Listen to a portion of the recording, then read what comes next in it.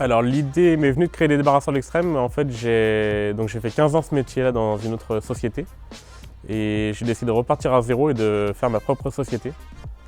Et donc j'ai créé les débarrasseurs de l'extrême. Le nom m'est venu parce qu'en fait en 2012, j'ai créé une société qui s'appelait les nettoyeurs de l'extrême. On faisait tout ce qui était nettoyage spécifique, vraiment tout ce qui était accident de la vie.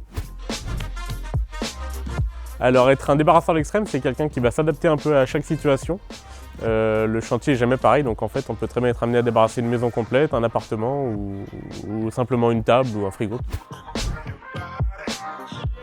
J'ai décidé de la monter en franchise parce qu'il y avait un potentiel, je trouvais, qui était assez important, où c'est un métier qui n'est pas structuré en national. C'est un challenge parce que c'est de voir jusqu'où ça peut aller en fait. Je me dis qu'il n'y a pas de limite tellement le marché potentiel est important. Tant au niveau des opérations qu'il peut y avoir, il y a des transactions immobilières, il y a du déchet tous les jours qui se produit. On est dans une société de consommation, donc le potentiel il est énorme. C'est un métier où on accompagne les gens dans leurs situations complexes, que ce soit pour la vente d'une maison ou on les décharge d'un poids.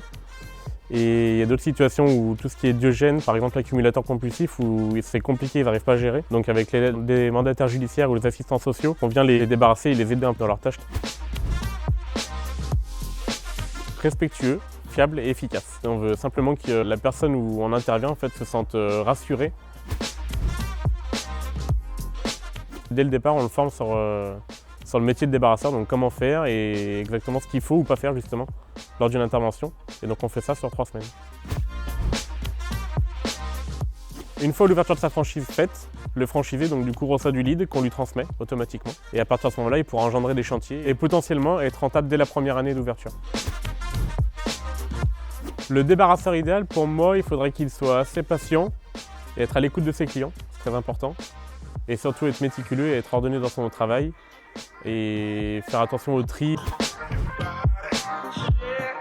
Ce qui me plaît le plus dans mon métier, c'est d'aller au contact des gens et découvrir un peu toutes les vies différentes, les endroits différents. Il y a un côté satisfaisant en fait parfois où on a soulagé les clients d'un certain poids ou d'une situation qui était un peu alambiquée. Et donc c'est plutôt satisfaisant de voir qu'on a réussi notre mission jusqu'à la fin.